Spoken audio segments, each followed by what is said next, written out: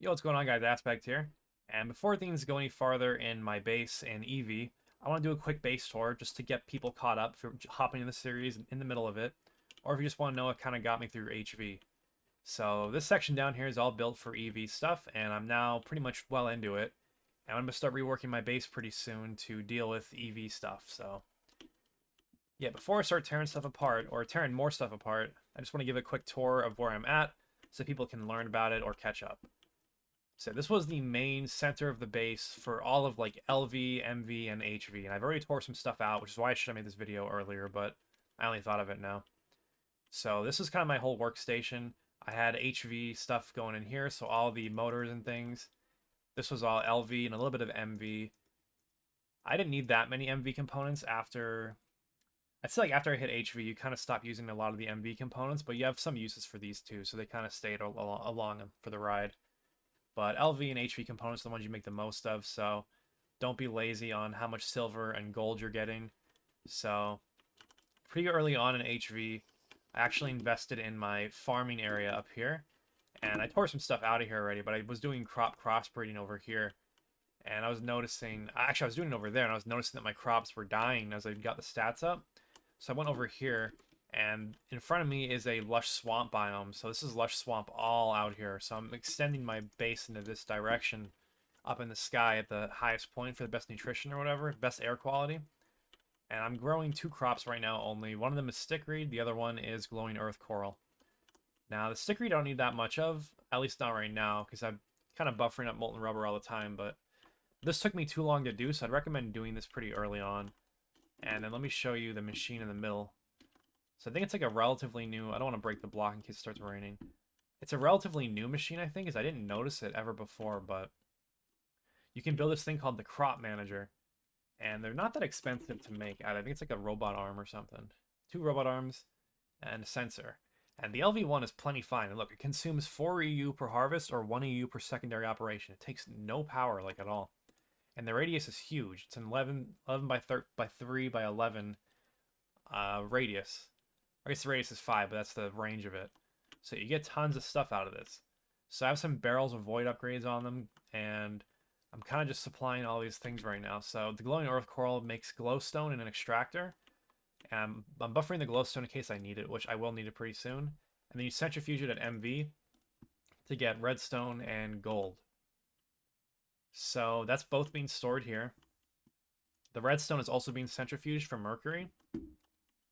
I gotta throw a super tank on here, but aside from that, you get some more byproducts like silicon, pyrite, and ruby, which this is just free iron, free chrome, and extra stuff. So, while I'm up here, let me just throw a super tank on it. And then I'll replace these with item conduits. Is it the face of the machine? I think it is. We'll put it on the bottom. Fluid out. And we'll set this to void excess. Where is that? It's up here. Okay. And then it's gotta throw some conduits on this. No, you're trolling me. Yeah, I wasn't letting that run 24/7 because I was kind of broke, so now we can let it run. And now we're making a lot of mercury. I can throw this in here now too. And this will be useful for me a bit later, but it's not that useful in HV, but it's still good to keep doing stuff like this, getting all the byproducts you can out of your processes. And then, well, I'm up here, let's grab some more gold. So it's kind of the end of my crops area for HV, but I also made this very recently to do calcite and carbon automation. The calcite's more important to me, so I might have the carbon get an overflow upgrade or a void upgrade. And I'm making that out of fertilizer and the electrolyzer. And the fertilizer could be useful too, so I might as well make a barrel for that as well, but I'll get to that later. Yeah, just kind of passiving whatever materials I need, or whatever I can. So this is my old steam setup. I already kind of moved it around. I had twice as many solar boilers at a point, but now I just kind of fill this tank, and whenever I need steam for like steam cracking, it comes out of this area. So I also still have my steam grinder here. I use it occasionally just because if I need like extra macerator output, I'll just use this because I only have one macerator right now because I'm lazy. So See, I don't even know. I have stuff just lying around. Like, I have 5 stacks of iron, almost 6 just laying there. And a whole bunch of nickel up here. Like, you just forget about stuff. The base gets so big. And I also tore out a bunch of this already, but this is my original small automations area. So the first one that I'm still using is my silicon solar grade automation. And this is super easy. This is like the tutorial how to learn how to do silicon. So I'm not really going to go over it, but it's pretty easy. It's like an infinite loop of chlorine, and you just got to move the items around to where they want to be. And then I'm using the barrels as sort of like filters and using the hoppers to move stuff around, just because I didn't have item conduits yet. If I wanted to, I could switch those out, but it doesn't really matter. This is going to be tore out pretty soon anyways, all of this. So I have a little bit of system here to make nitrogen. Nitrogen has some uses for my blast furnaces, if I remember. Yeah, it's totally full. That's why that stopped. I forget what I use that for, but it's good to have stuff like that. And you get extra oxygen out of it. But the main thing that I'm proud of is the hydrogen system that I have here. And it's kind of cramped, and it's kind of hard to explain because of the way that's cramped up, but it's a pretty simple system in that essentially I'm electrolyzing. Why is this stuck? Is it stuck or is it just chilling? Oh, it's full, that's why. So hydrogen cells get put into here, and they get emptied out into empty cells, and then they get moved back along over here. So the sodium hydroxide and the empty cell is gonna break this apart and give you a bunch of oxygen and hydrogen. So I have item model output up. The items go out to here. Forget exactly what goes in here, but it's kind of like a closed loop where I'm making infinite amounts of hydrogen. And yeah, I have the sodium being recycled back into this barrel, and then the cells of hydrogen get up into here as well. So the Na goes back in, and then it goes into here. And yeah. And this is really important. This is my bottleneck right now for my power supply, because we go down here and I have all my oil stuff. So this is kind of messy because I was learning as I was going, basically. And let me just toss these in the furnace real quick. But yeah, I was kind of learning as I was going. I found a very large source of heavy oil not too far from my base. So I'm pumping, there's actually 2 of them. So I'm pumping it over from there with a long distance fluid pipeline, which are these blue pipes and these little guys right here. So the heavy oil comes into here, and it gets run into the distillation tower. So there's 5 outputs for it, one of which I'm not using, which is the naphthenic acid. Still don't really know what this is used for, but I have it being made if I ever need it. So the rest of them, you get sulfuric heavy fuel, light fuel, sulfuric naphtha, and sulfuric gas. And they all have their own uses for me, so I have them going to 2 different LCRs, which is a large chemical reactor, to be desulfurized, but when I remake the system for EV, I'm going to use a single one. And these don't need to all be HV. I got to calculate what kind of throughput that I want, so I don't overuse my energy hashes that don't need to be a higher tier. But yeah, so they're being desulfurized here, and they're being piped around wherever they have to go, essentially. And the pipes are just randomly put around to make them go where they need to. So, for example, we have refinery gas going into here. I think, hydrocracking this one.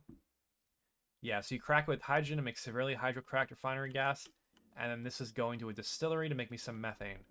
And I needed the methane over here for, what is it for? It's for one of these guys. Oh, it might be over here. Yeah, okay, you need it for PTFE. And this is really useful to make. Wow, I made a lot of that. I forgot about how much I put in there. That's awesome. But yeah, you need this stuff to make these chemical reactors, so it's really useful to have a little system like this automated. And this sucks. Getting your first big batch of PTFE done without the PTFE automation setup is really painful. And you can check my video for me to explain how I did all this.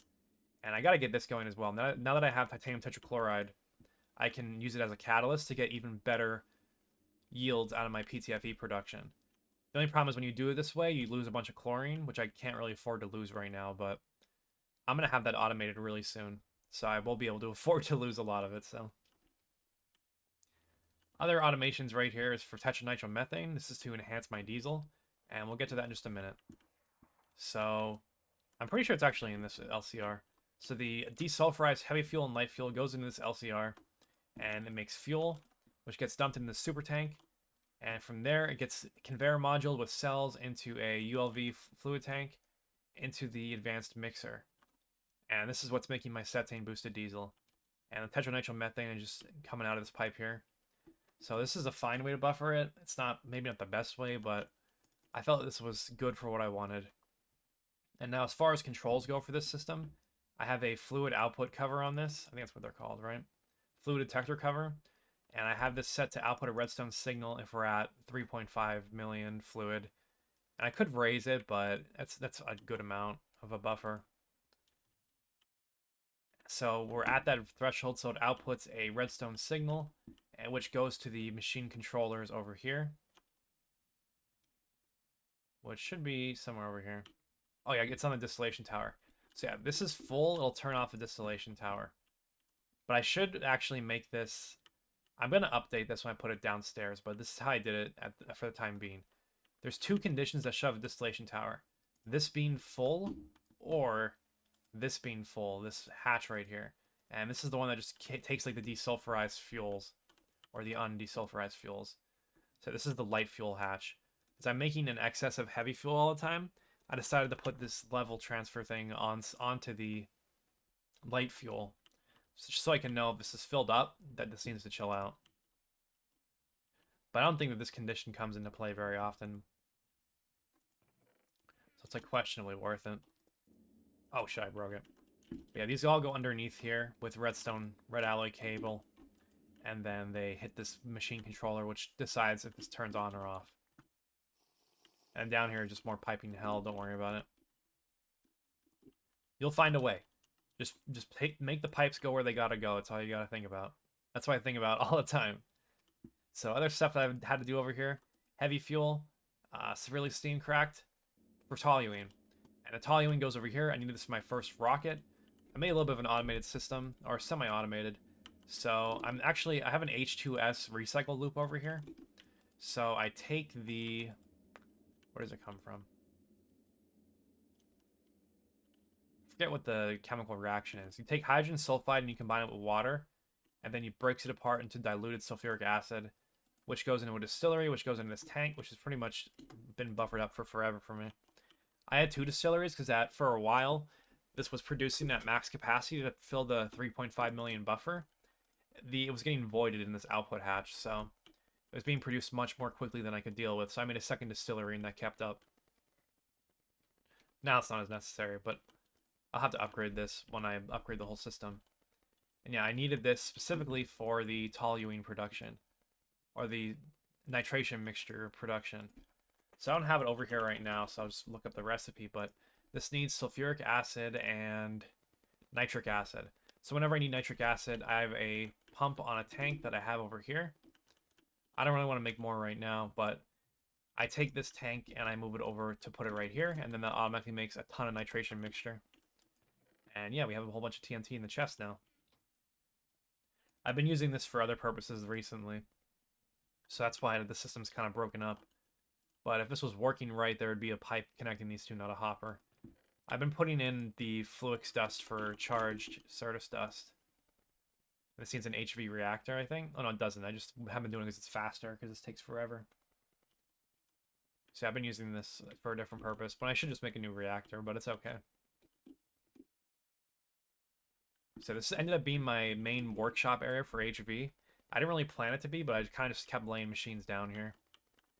So the array of machines I ended up with is pretty much just whatever I needed. So stuff that was the most useful for me was the HV assembling machine, of course.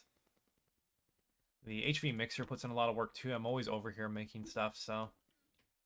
And then the HV alloy smelter was actually pretty clutch as well. I really enjoyed that because it kind of just let me get a lot of Electrum a lot faster. I was still using a bronze one, even though I was in HV, so I'm like, let me just go big and make an HV one. And it wasn't even that expensive, so I would do that pretty early just to get your Electrum production going up higher. And then other stuff I'd recommend doing earlier than I did is this bending machine HV and the wire mill HV. Kind of wasted a lot of time being bottlenecked by these machines, and they're way faster in this upgraded form, so To carry my power storage for HV, I made a ton of Energium dust as well. Rubies ended up being super plentiful for me in this run, where usually I'm like super duper like starved for chrome. Now it's because my ruby juice automation setup, which is in my LV workshop, which I won't really explain as I haven't been in this room very much in a while. But basically, I throw in the crushed ruby dust into this chest, and it goes into an ore washing plant. And I'm collecting the stone dust, and you get chrome out of it as a byproduct. But the purified ruby ore goes through the wall for some reason into this thing right here, which takes tiny piles of NaOH and HCl and ends up making this thing called ruby juice. So I don't have any of it right now, but we'll just take a look at the recipe for it just to prove that I'm not crazy. You can do it with any of the ruby dust, it looks like. I don't know why I chose the ore washer. But you take the ruby juice and you do it in the centrifuge with at MV, and you get a guaranteed chrome out of every ruby dust, which is crazy. And some extra byproducts, which are like, okay, that's fine. But yeah, that's awesome. And then the hydrochloric acid is a perfect recycle loop, so you don't lose any chlorine out of this. So yeah, it's awesome. It's very nice. And it all ran for me on one advanced combustion gen. But whenever it runs, it kind of starves itself of power because like one machine will run, then the other will run. And you hear a lot of like machine breaking noises, but it's okay. It's normal. So other stuff over here, just have a huge chlorine buffer. Throw salt in there. And then rock breaker for obsidian. I use it as a building block, so.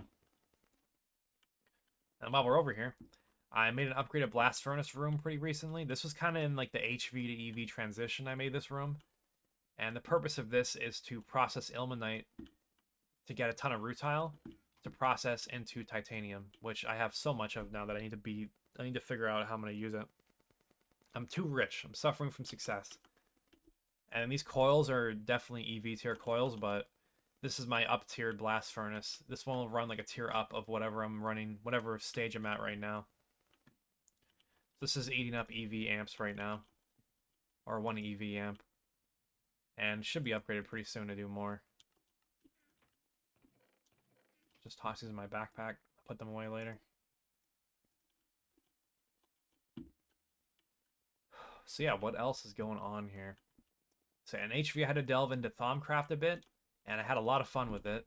So I made this new area where I have a whole bunch of arcane work tables because I'm so scatterbrained. I have like 80 recipes I want to do at any given time. So that's kind of how I decided to deal with that. And then an additional crafting station. It looks like it's going to void my item if I shift click it into it. But yeah, the wand that I went with is the Satin Entwined Greatwood Wand. And this is the recipe for it. It takes these enchanted cloth caps, which at first looked like a pain in the ass, but it kind of ended up being pretty alright, because I learned a whole bunch of new tricks.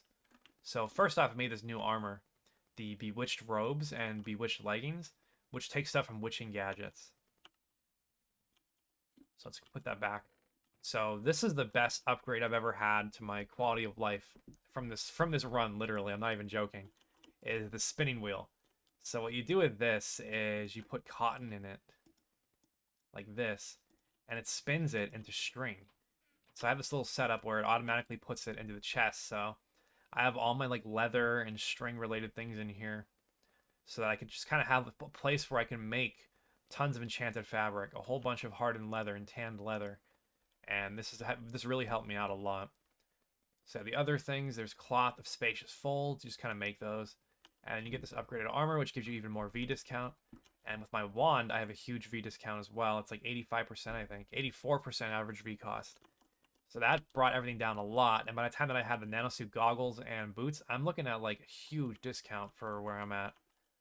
So I made crafting things very painless in this. And I'm going to be upgrading my wand even more soon, too. And then I made this potion flask, and then you make the Thaumic Restorer. Give it Instrumentum. You get that by burning flint in the Arcane Alembics. And yeah, pretty easy stuff. And I even have an extra thing of it. Let's put that in there. And yeah, my infusion table. So I should have my abacus on me, right? No? Where is it? Here it is. So I was pretty lazy with this. I just made a whole ton of quicksilver blocks. I had to mine a whole bunch of redstone veins in my time, so I had a whole bunch of mercury left over from that. So I turned it all into quicksilver, and I got to 15 stability booster, which isn't bad at all.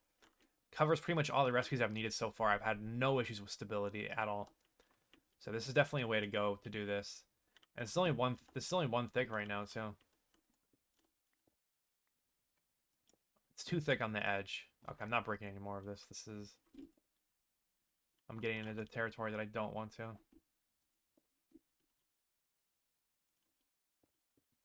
Yeah, you trust me. So the biggest other quality thing is making a ton of primal shrooms. So I went and found a bunch of V shrooms in a magic forest biome, which is really far away. And from there, I just made a ton of these. And then there's a quest reward too. You can go into the coins tab. I hit the wrong button. Somewhere in the coins tab, you can buy them for some magician tokens. And it's super worth it.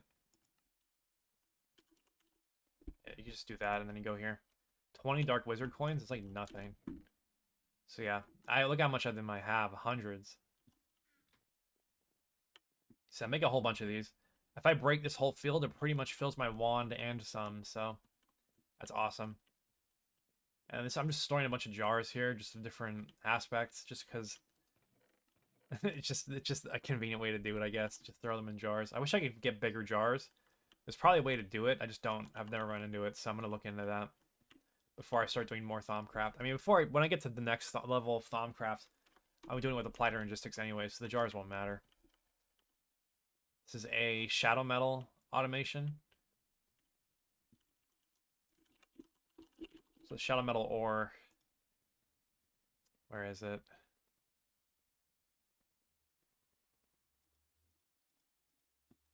I don't know why the recipe's not working, but basically what you're doing is you're putting in tenebrae, vacuos, metallum, and ooh, what is it?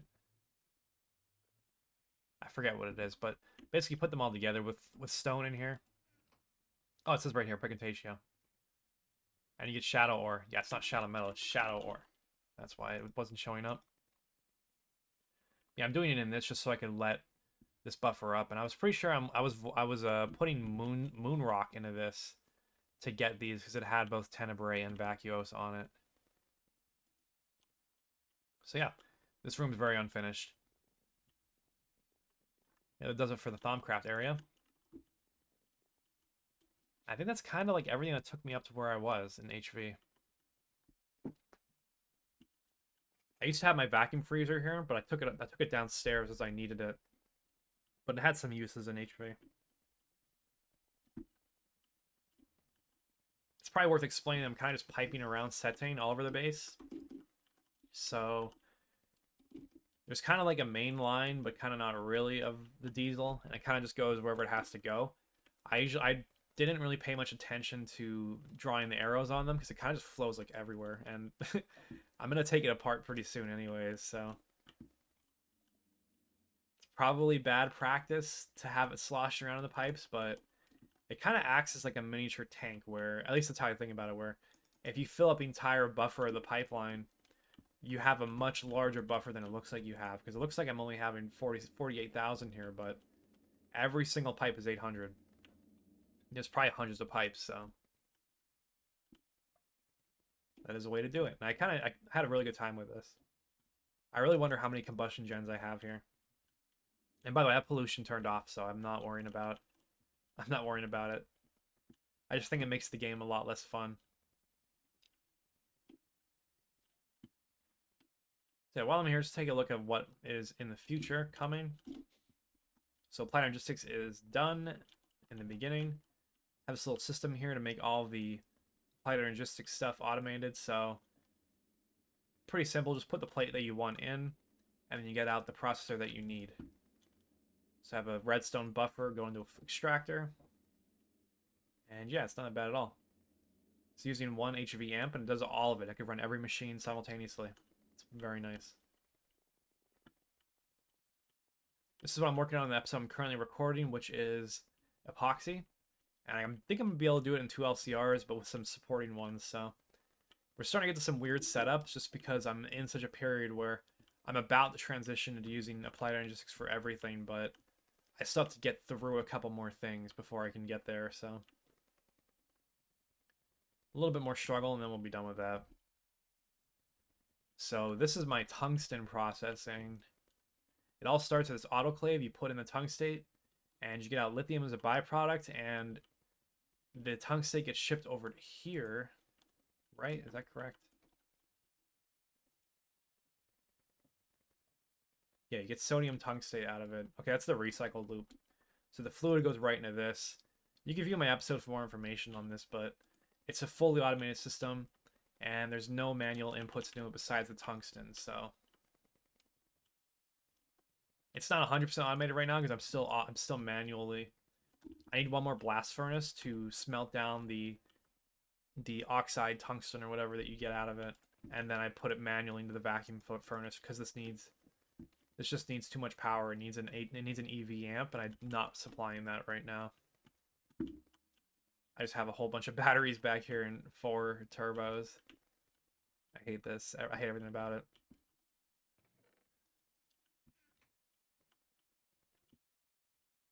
And also, these are fake ME controllers. They're not real. They're the blocks. I think this is where they're gonna go though. So I'm not 100% decided on that, but I think this could be a cool spot for them. But it's also kind of limiting my expansion potential. Like if I had a walkway here, I might be able to expand more out into this area. So I might get rid of this, even though it looks kind of cool from the outside. But I'd rather have a walkable base than some cool Futura blocks here. But yeah, other than that, I'm just kind of building the circle down more. I'm building my base around.